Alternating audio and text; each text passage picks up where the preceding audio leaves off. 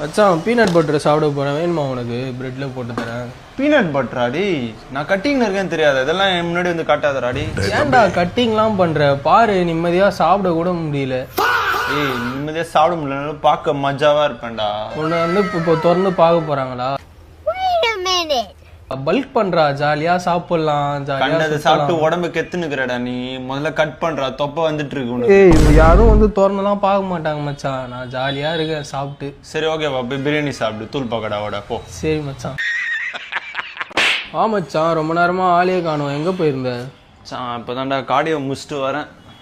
ஏன்டா கட்டிங்லாம் பண்ணாதன்னு சொல்லியிருக்கேன்ல, வேஸ்டா நடந்த கெயின்ஸ் எல்லாம் வேஸ்ட் பண்ணின்னு இருக்க. வேற டேய் கோவிந்தா, இப்பெல்லாம் கார்டியோ பண்ணாதான் ஜா லைனு வெயின்ஸு எல்லாம் மஜாவா வரும் மச்சான். ஜா லைனு வெயின்ஸு அதெல்லாம் எனக்கே இருக்குடா. அப்போ முன்னாடி பானை மாதிரி ஒன்று வருது, அது என்னவா?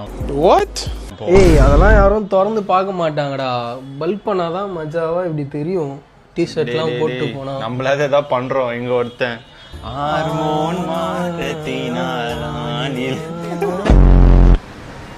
டேய், என்னடா 10ல போட்டிருக்க?